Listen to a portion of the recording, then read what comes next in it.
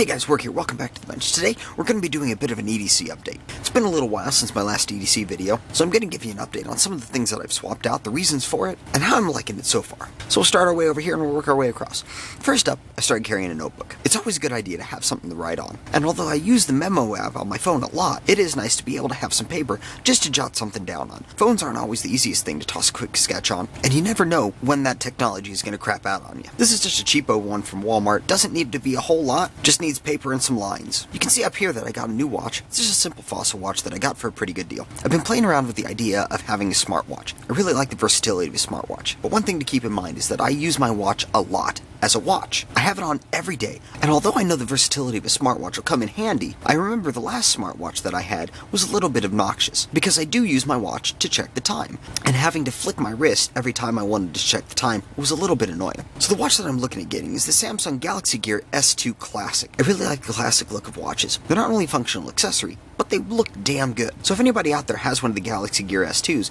go ahead and write in the comments down below and let me know what you think about it. Next up comes my keys. I've not really changed anything there. Same vehicle, same everything else. I do still carry a USB stick on here. So next up here we've got my phone. Now my phone itself hasn't changed. I'm still using the Galaxy S7 Active. However, I did change something about it. I not only changed the case, I'm kind of going with this brown leather theme right now. I really like it. It's classy looking, kind of an old school kind of way. But the thing that I added on here was this.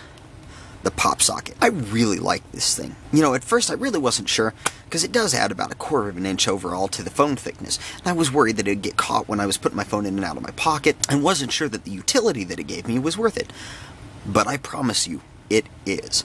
This thing is awesome. It gives you an extra handle on your phone when you're using it. So now, the large smartphones of today, even for people with small hands, are one-handed phones. It's not only a good handle for use with the phone, it's a good handle for being able to take pictures with your phone. In addition to that, it works as a phone stand, and it comes with a really nifty adapter for your car to be able to quickly mount your phone to the dashboard or any other locations that you've got this thing set up.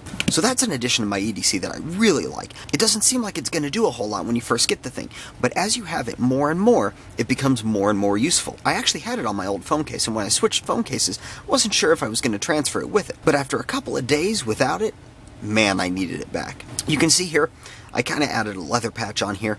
This one was just stock black, and it stuck out like a sore thumb against my phone case. So with a little bit of glue and a little bit of extra parts, I got that looking right. Next to it here, you can see my new EDC knife. So my new EDC knife is the CKRT folding razor. Now I'm kind of still on the wall with this thing. Some days I really love it, some days not so much. It's just the design of the knife. You can see that the knife has a really low blade point here, with another cutting edge on the front of the blade here. Now I really like this tip here. The low tip gives you really good precision when you're using it to cut things. Most of the time, my big knives just get used for opening boxes and such. So when you're opening boxes, you're pointing the knife into the tape and dragging it along. Well, this low edge here allows you to really get a finite spot, and it's a much safer draw across the tape. I also do like this sharp in front of it about 50% of the time. The other 50% of the time, I'm always nervous that I'm going to cut myself on it. So I'm still kind of up in the air at this. I've got a new Spyderco knife that's vying for a position as my EDC knife, but so far I've been carrying this one and I really like it. The only other downside to it is it's thick. This thing is beefy, but that's because it does have a beefy blade, and these G10 grips on it really give it some thickness. But they also give it a lot of character. Speaking of G10, you can see up here that I've also switched out my carry gun. So my old EDC gun was a CZ P07.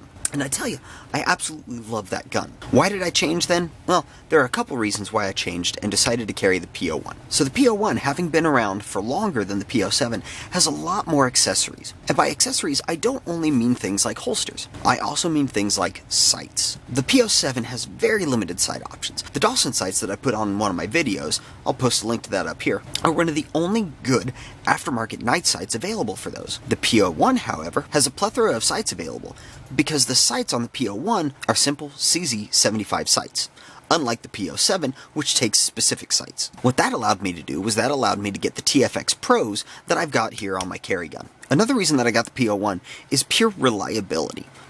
No, my P07 never let me down. However, the P01 has a proven string of reliability.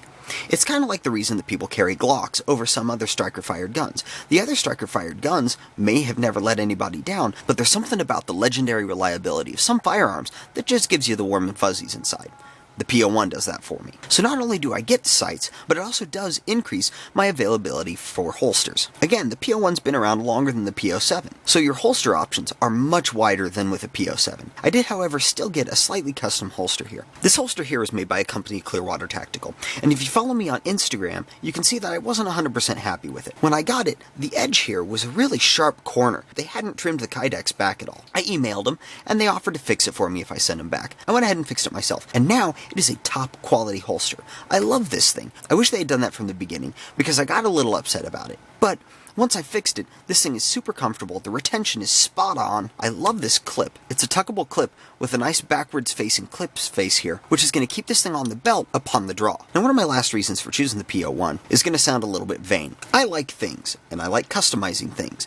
Well, one of the things that having a metal frame gun allows you to customize is the grip panels. I absolutely love that I can get new grip panels and completely change the look of this gun. Here, I've just got some knockoff VZ grips, and I absolutely love them. They're nice and grippy, and they look great. And that's an option that I didn't have with my Polymer P07. Now, as for round capacity, yes, I did give up 1 round in transitioning from my P07 to my P01. But really, in the end, 1 round was well worth the comfort that this gun gave me in reliability and accessory options. The sights alone were well worth that 1 round. So working our way down a little bit more, this is just a Smith & Wesson tack pen. I do always carry a pen on me, and I try to carry this one as much as I can. Where I work, we're not allowed to carry firearms in there. So essentially, I'm disarmed. So I have to do my best to choose other items in my EDC that may be able to help me out defensively. These tactical pens, although they don't look like much, can be really good defensive items. It also allows me to use my notebook here, because otherwise I wouldn't have anything to write with. I've had this one a good long time. It's held up pretty well. You can see it's scuffed from years of wear, but it still writes, and it still works. Next up is my trusty Luxottica flashlight. These are the same flashlights that I covered in my Tactical Cheap Shit video, up here. And I tell you, these things are awesome. This is actually number 2 of the set. My first one's still going strong. I just figured I'd swap it out. I had picked up a couple extras, and hey, why not? So number 1 is actually sitting up here on the bench, and I'm using number 2 now. Number 1 lasted about 9 months before I decided to swap it out for number 2 here. So the last in this bottom row is my Victorinox pocket knife. That's right, I carry 2 pocket knives. Now, I actually carried 2 pocket knives in my last EDC video. I don't think I covered it. Instead, I covered a couple of my bigger knives, but I always have my Victorinox on me. And there's a couple reasons. One, this is just more appropriate in some cases to be pulling this out rather than this big old CKRT. For instance, just the other day I had someone who's in need of a pocket knife to cut a sticker along a seam line. I thought about giving him this one as it's got that great cutting point, but handing this knife over to somebody is a little awkward at times. It's big, so instead I busted out the Victorinox. Everything went well, they handed it back, and I didn't get any funny looks on the size of the knife that I was carrying. Now, I have to say, Victorinox makes an awesome Swiss Army knife. I don't know where they stand in the line of Swiss Army knives, if they were the original Swiss Army knife, or if they came along somewhere down the road, or whatever. But I tell you, these things are well made. I have never had a non-locking blade knife snap into place so well. This particular model has 2 blades, a long one and a small one, as well as a bottle opener, small screwdriver, and then a bottle opener, big screwdriver. I had been looking at the models with the Phillips heads on them, but man, that just adds so much thickness to these. I'm already carrying so much stuff, and I carry this and this in the same pocket. And being about the same size, it's worked out pretty well for me. Now, the last thing that I've got on here that I didn't cover at all the last time is my wallet. So my wallet is just a simple Alpine Swiss bifold wallet. I like bifold wallets more than trifold wallets, mostly because of the way it keeps your money on the inside. In trifold wallets, you tend to get wrinkles on either end of the bills, which makes them really hard to deal with when they're outside of the wallet. With bifolds, you get a single crease in the middle that can be easily straightened. And that's it, guys. That's really all that I've changed on my EDC. I've not changed a lot quantity-wise, but I've definitely changed some key components to give myself a little bit more use, a little bit more versatility, and a little bit more confidence.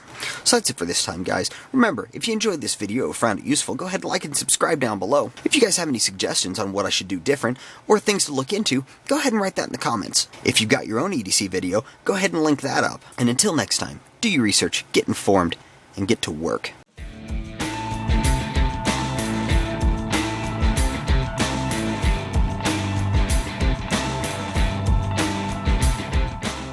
So yeah, you remember that whole Galaxy Gear thing earlier on in the video? Don't worry about that. I did a thing.